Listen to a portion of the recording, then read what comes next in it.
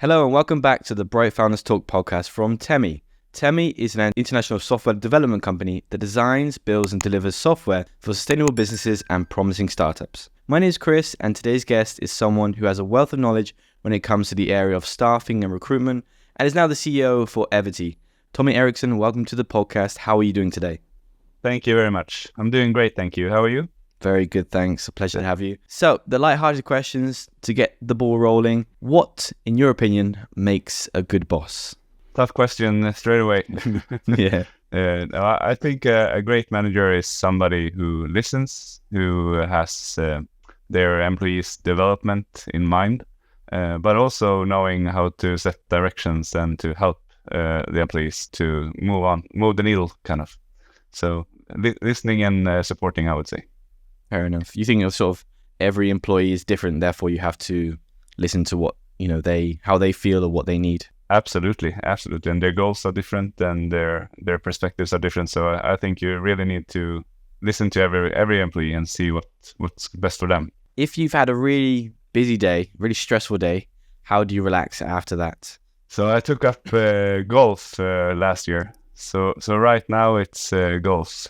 I'm sort of in some kind of deep golf mode. I wanna ask you what your par is, but I don't know what a good par is. But what is your par at the moment? Do you have a par? We call it handicap in Sweden. Handicap, sorry. Yeah.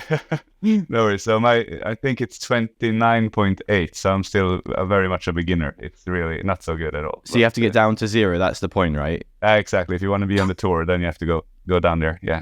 Okay. Yeah.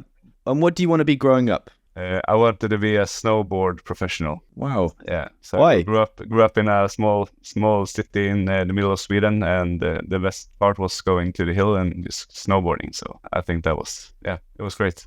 Brilliant. Okay. Fantastic. So, all right. Well, starting off at the beginning, let's say.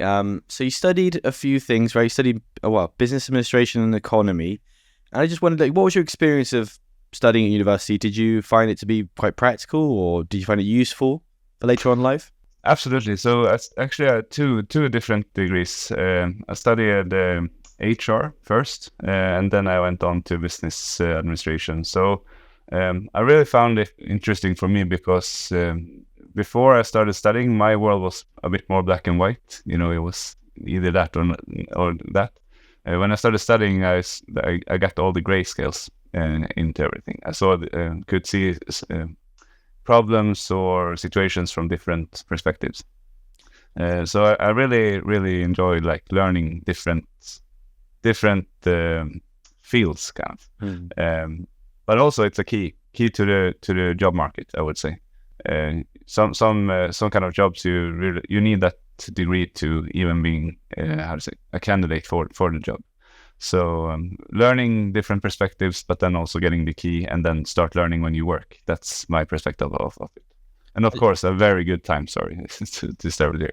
Yeah, fair enough. That's good. It's important. To, I think that's what a lot of universities are like in the UK. And I think sometimes as well, they can be, depending on the university, they can be maybe too theoretical and not practical enough. And especially with your degree or your studies, I just wondered, did you have a lot of interactions with companies? Like, okay, if you want to be an entrepreneur, this is what you might have to do. Or was it something you just learned naturally?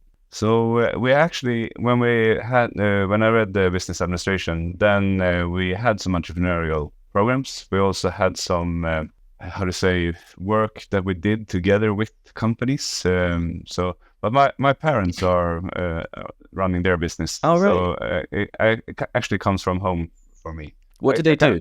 They do aluminium bars that you put on cars. Oh, then you can add extra lights on it, work lights on it, and so on. So kind of like I don't know what you call it, utilities for cars and working cars, kind of. Yeah, accessories for working cars. Yeah, utilities. Exactly, that kind of way. So I kind of knew early on that I wanted to run my own business at some point. So and that definitely comes from them, obviously. Have they had any impact on your business in terms of, by the way, maybe you should try this, or do they try to stay away from it? They stay away from it. Oh, okay. Yeah. Yeah, like, most parents, they don't really know what I'm doing. So yeah. Oh, right. Okay. And so then after you finish your studies, what's your early career like? What did you go into? What did you do? So I started working as a business manager at a small municipality in the middle of Sweden. So there I worked from a municipality perspective on trying to drive business growth. How could we get more entrepreneurs starting businesses? How could we help the businesses that were already there, big industries, infrastructure, and so on? And one of the main projects that I was working on was to create an incubator that was based in the whole region that we had. So the bigger municipality in that region, they already had it, but then we got nodes from that incubator into the smaller municipalities where we were. And this really kicked off my kind of, drive to start my own business as well, because all of a sudden I was meeting all these startup entrepreneurs, getting help working with their ideas. So that really got me thinking, okay, so I'm 30 something right now, 31, I think, when it's the best time to start your own business. So that's when I decided to go ahead with that. So, and that was when I started my first business with two friends, actually, and that was a staffing and recruitment agency called Nord, where we staff social workers for municipalities throughout the whole of Sweden, kind of. So, well, just going back to one thing I thought was really interesting. You were talking about working for the council, the municipalidad, and trying to encourage more businesses to be formed or founded in a certain area. How do you do that? How do you encourage people to? Because I think there's a lot of places in the UK or other countries where, this area has nothing. But how do we get people there? How do we get people to start? I think it's such a large area, but kind of when maybe start where you are, kind of like what kind of industries do we have here? Do they need some extra help or some other product in their business that you can start with?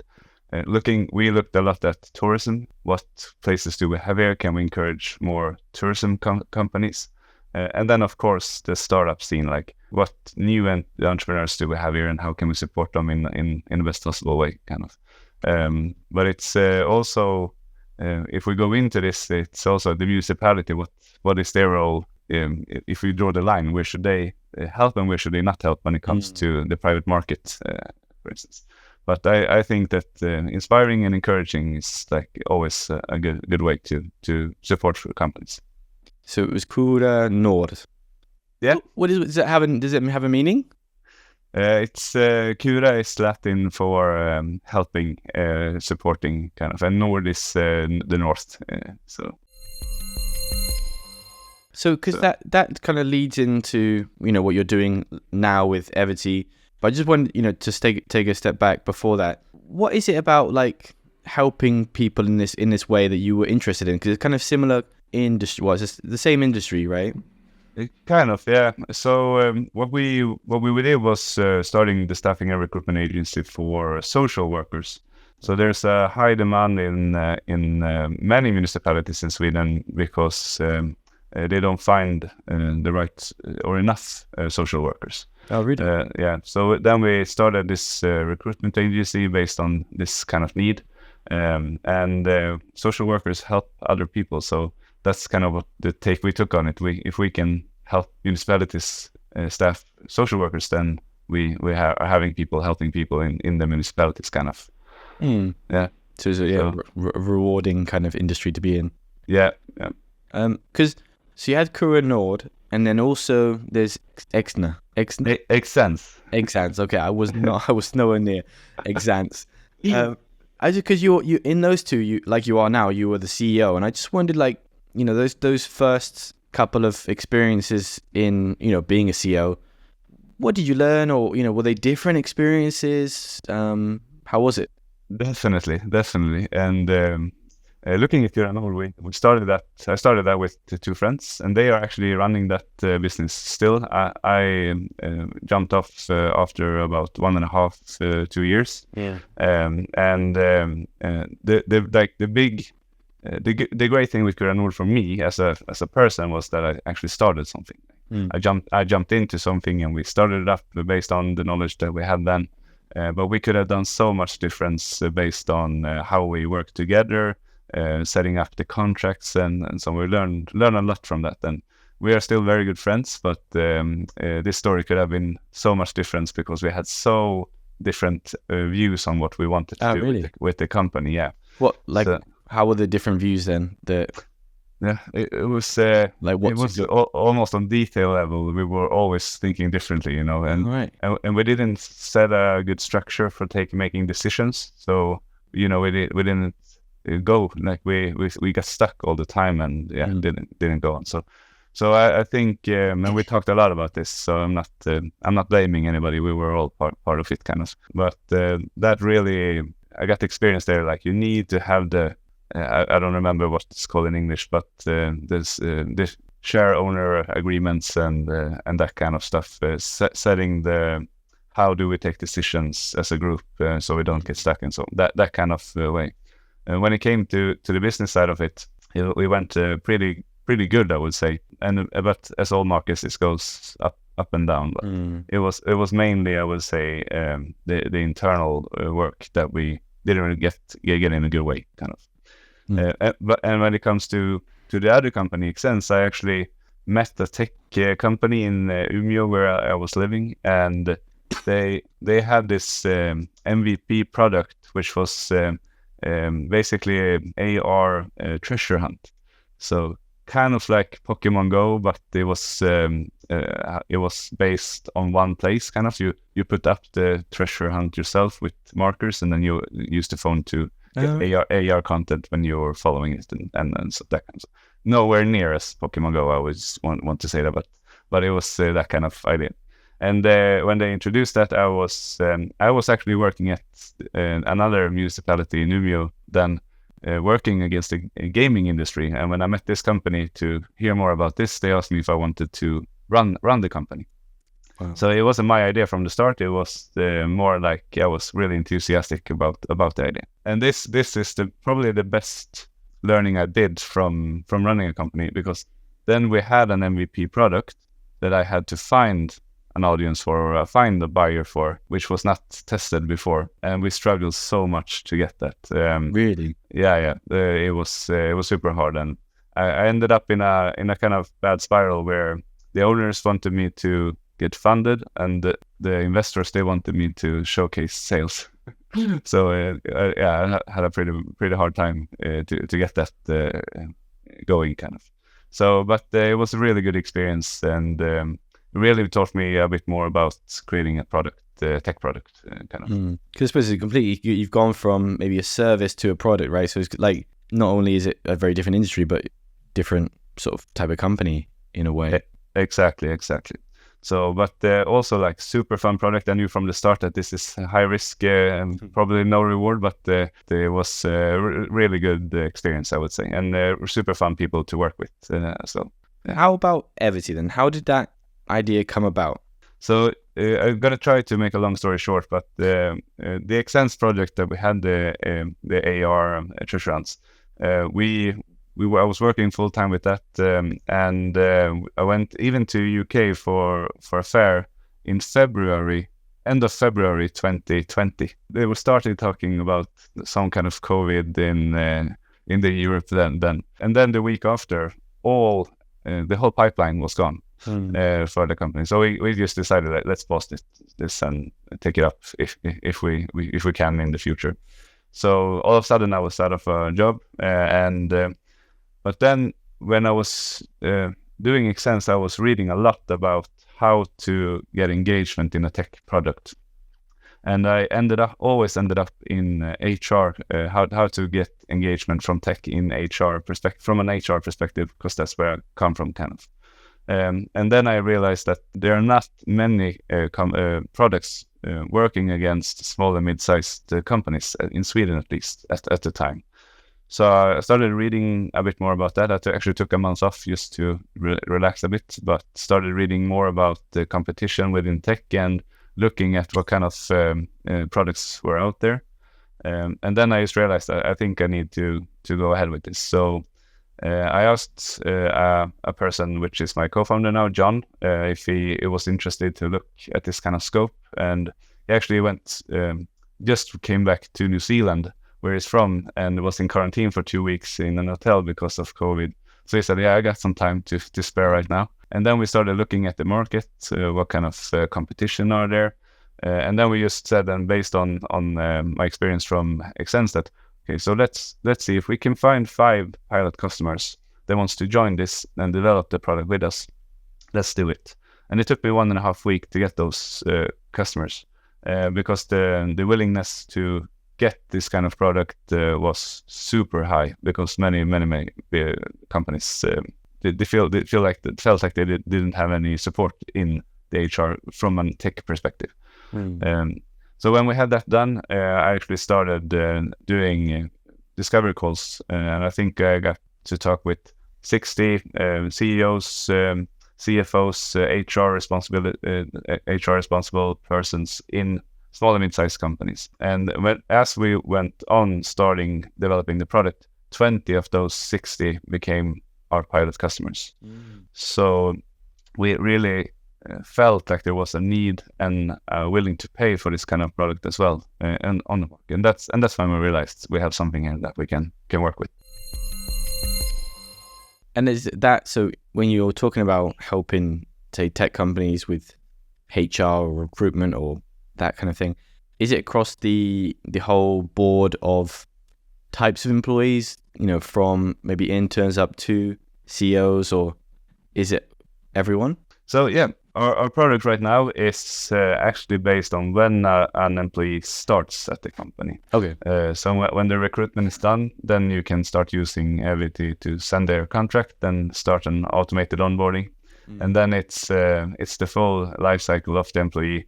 Much of the system now is based on the Swedish regulations and labor laws, but that applies for the world, because we have probably one of the most complex labor laws in the world. Yeah, so it actually helps all employees in the company.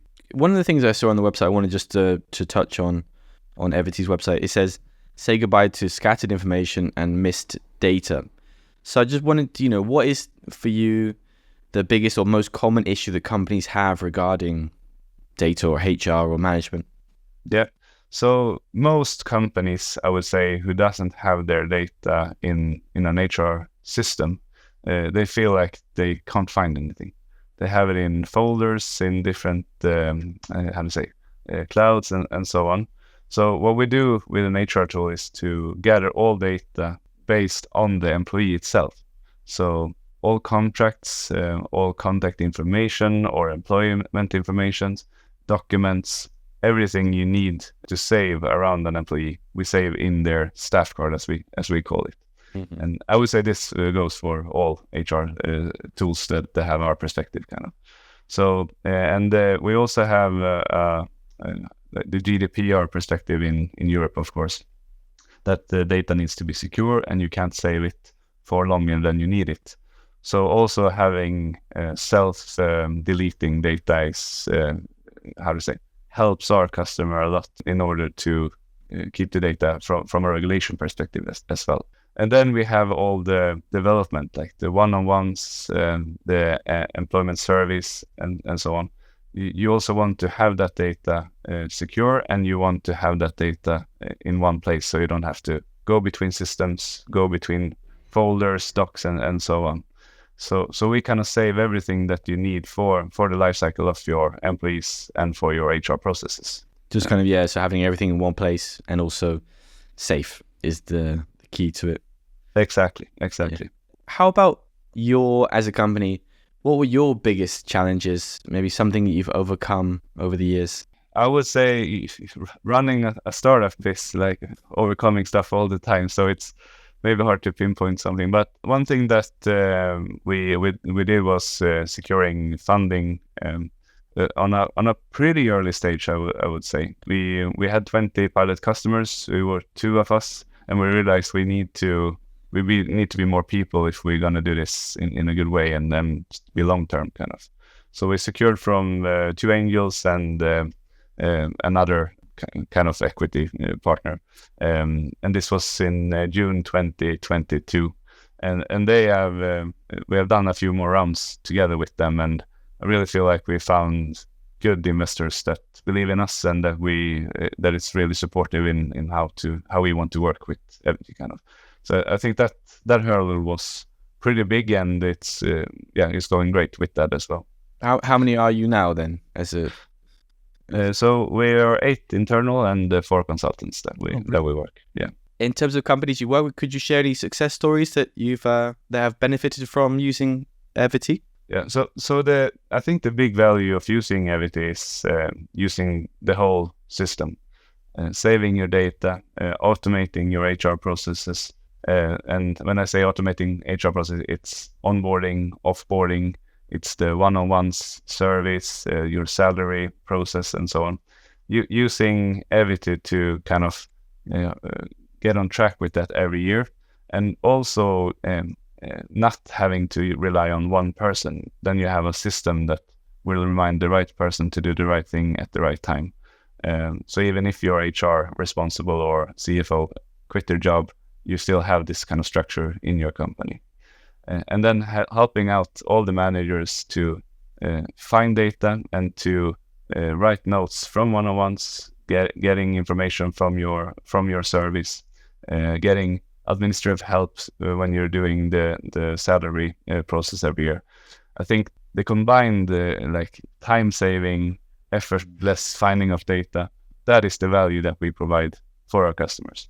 Of course, when you have an onboarding of a new employee, our automating notifications, sending out tasks and so on, will help that manager or that team with that.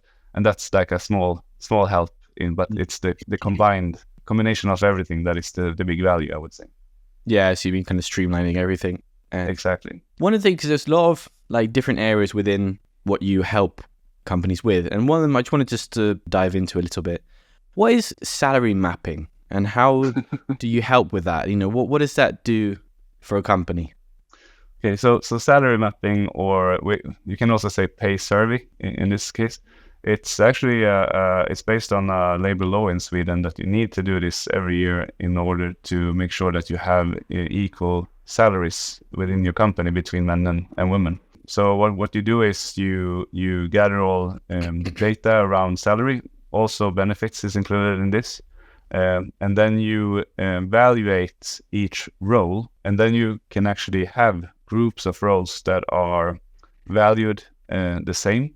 So if you are a customer success person and a salesperson, they might be valued as the same kind of level, which means that if then men in sales, let's say, and women in customer success, if the women has a lower salary than men, this would be a equality fault in this sense then. And then by law, you need to have a 3-year plan on equalizing the payment for the women in the sales team to be equal to the men in sales if their roles are valued the same, kind of. Interesting. So salary mapping in this sense is to do this analysis every year and creating a report from it that has a different set of demands that the law demands. Wow. So yeah, and this of course will be more regulated from the EU. That they have a new regulation coming up now as well, called transparent payments or transparent salary, maybe. I don't know the English word for it. And this will affect most companies and countries in the European Union. Wow. Yeah, it sounds quite complex in terms of especially different types of jobs, but how much success they bring to the company seems like it's hard to analyze sometimes.